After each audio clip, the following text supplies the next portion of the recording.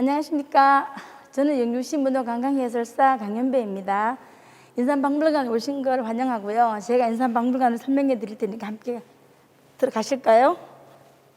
자, 입구에 보시는 것처럼 이렇게 지도가 있어요. 이 지도가 있다라는 이유가 있는데, 풍기 인삼이 세계 최초로 맨밀히 생겼다는 걸 알려드리기 위해서 지도가 있는데, 이렇게 지도를 잘 보시면요, 이렇게 점선이 있어요. 이 점선 따라 풍기인삼이 이렇게 전파되었다는 표시예요. 그래서 이 지도가 그냥 있는 것이 아니라 세계 최초로 풍기인삼이 제일 미리 생겼기 때문에 인삼 박물관에 이렇게 지도를 배치해 놨습니다.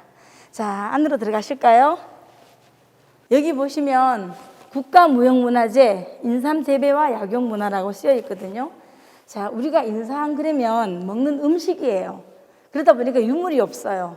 그래서 유물이 없는데 이 국가무형문화재로 지정된 것은 인삼을 누군가가 재배를 해서 지금까지 이어오고 있는데, 너도 나도 다 인삼을 재배하면서 내가 인삼 재배하는 게 이게 정확한 건지 아니면은 전에 내려오고 있는 대로 농사를 짓는 건지 이걸 다 모르잖아요. 그래서 너도 나도 같이 짓고 있는 걸 한꺼번에 모아서 이렇게 문화재라는 걸, 무형문화재라는 걸 만들기 위해서 이렇게 많은 분들이 애를 쓰고 있는데, 이게 2020년 12월 1일에 등극을 했어요, 문화재청에.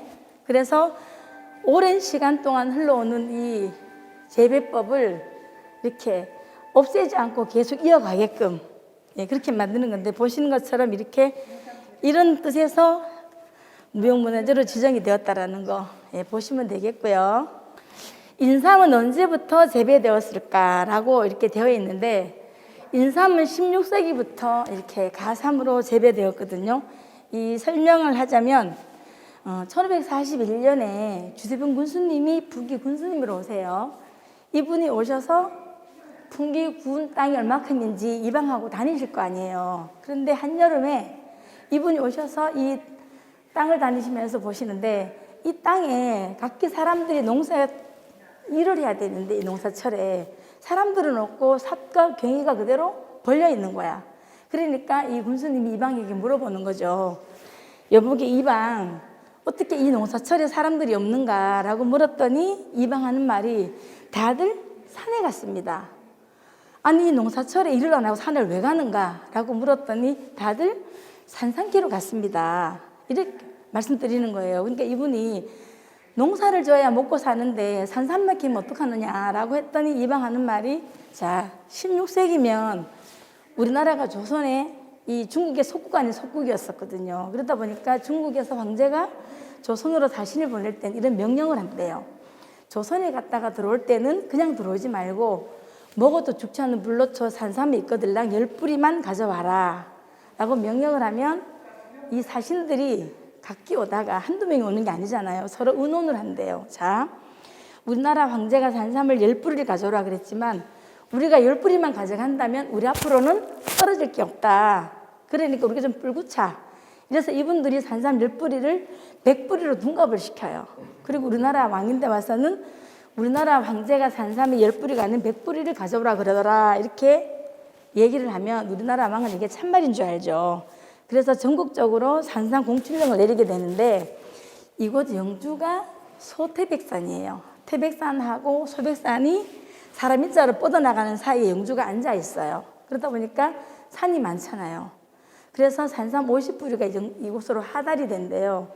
이곳 농민들은 산삼이 하달이 되면 이 명령을 받아야 되는 거죠. 그래서 너 산삼 캐와라고 명령을 받게 되면 산을 뒤져서도 산삼을 캐야 되는데, 내가 돈이 있는 사람은 산삼을 못 캐되면 사자갖다 바치면 돼. 그런데 내가 돈이 없고 남의 땅을 경작하는 사람은 산삼도 못 캐고, 이런 사람은 관아대 가서 권장을 맞는데요. 그런데 몸이 약한 사람은 맞아 죽어나가는 경우도 있다라는 이방인데, 얘기를 들은 문수님이 내 백성이 먹고 사는 것도 힘든데 이렇게 엄청난 일을 겪으니까 안 됐잖아요. 그래서 이분이 사람들에게 명령을 했어요. 산에 가서 산삼을 보게 된다면 산삼을 캐다가 니네가 하고, 필요 없는 산삼 씨 딸을 날 갖다 다오.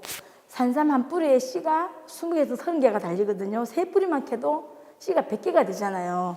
이 100개 되는 걸 이 군수님이 지금 말하면 군청대에다가 시원지를 만들어서 심어봤어요. 계산부터가 생긴 거죠. 쉽게 말하면 성공을 했어. 왜냐? 산삼딸을 90개를 심어서 이 90개가 다 발화가 안 되고 그 중에 20개만 발화가 되더라도 성공을 한 거잖아요. 그래서 몰래 재배했다가 저 임금님이 바치라 그러면은 몰래 재배했던 삶을 바치고 이분이 7년을 계시다가 어디로 가시냐면 황해도 회주 가시거든요. 회주 옆에 개성이 있는데 개성에 두 번째로 시원지를 만드는 게 성공을 했어요. 세계 최초로 풍기삼이 제일 미리 생겼고 그 다음이 개성이라는 거. 이거를 모르고 오시는 분들이 굉장히 많더라고요. 이곳에 오셨으니까 이건 아시고 가시면 좋겠습니다.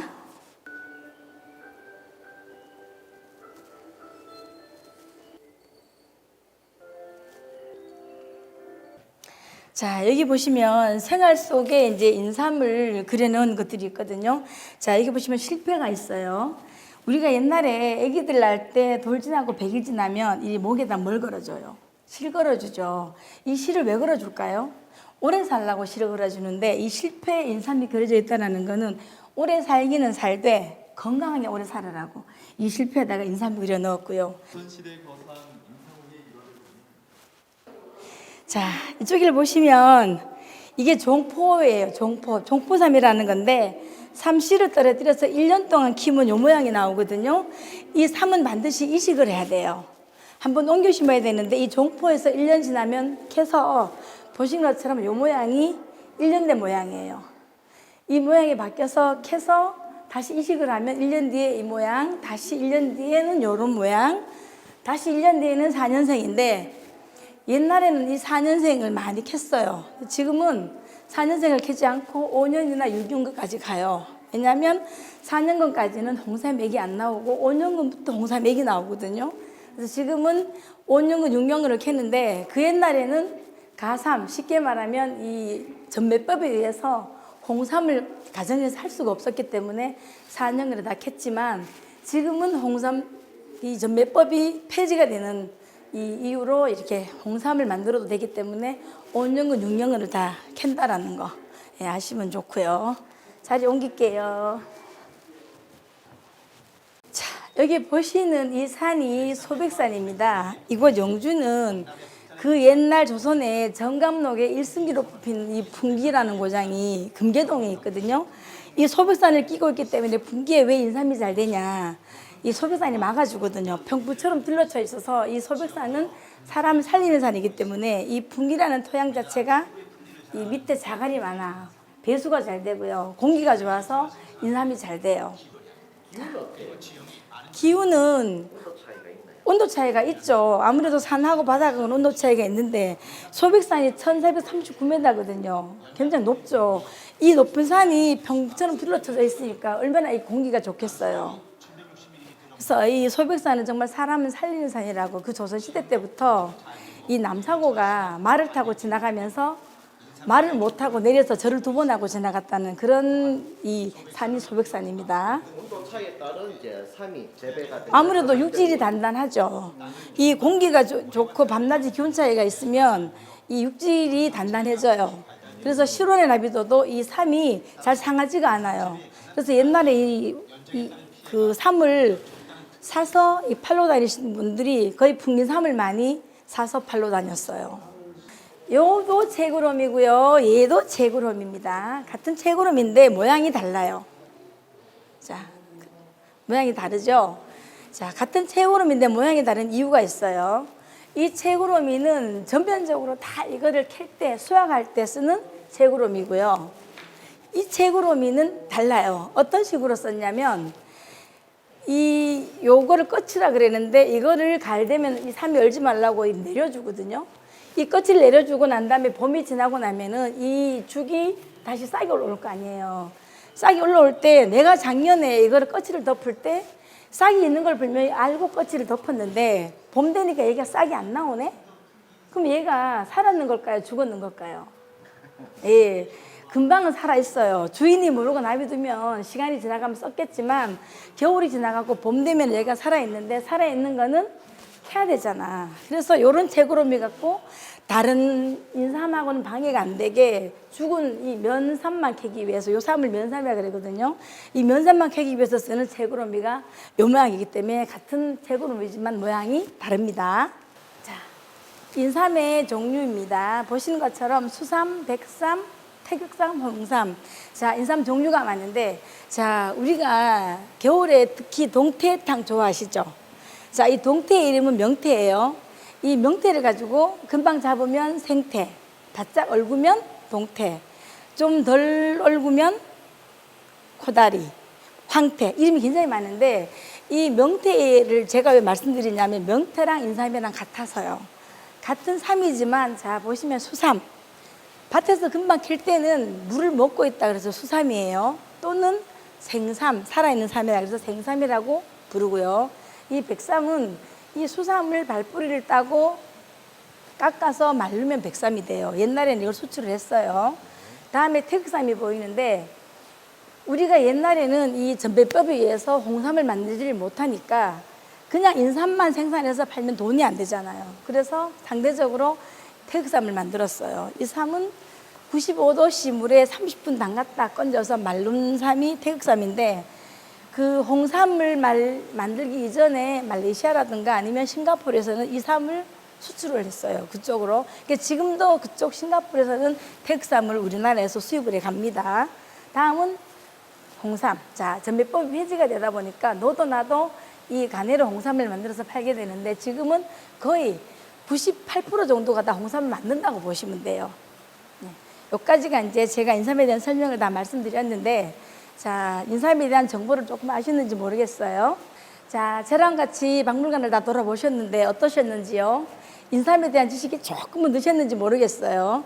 이곳은 영주시에 있는 인삼박물관인데, 여러분들이 영주시를 찾게 되시면 이 영주의 특산품인 인삼, 그리고 영주는 사과도 유명하거든요. 그 다음에 영주 풍기 인견도 유명해요. 이곳에는 말 그대로 이곳 풍기, 인삼박물관이 풍기에 있어요. 이 풍기라는 게 풍년 풍자를 쓰기 때문에 여기는 그냥 풍요로운 땅. 아마 오시면 누구나 다 풍요롭게 될 겁니다. 그러니까 오셔서 박물관도 구경하시고 영주에 있는 소주, 소원, 부석사 다 관람하시면 아마 즐거운 여행이 되실 건데요. 나중에 다시 찾아오시면 저희들하고 함께 즐거운 여행을 하실 것 같아서 다시 오신다면 더 재미있게 설명해 드릴 수가 있는, 저는 영주시 문화관광 해설사 강인배였습니다. 다음에 또 오세요.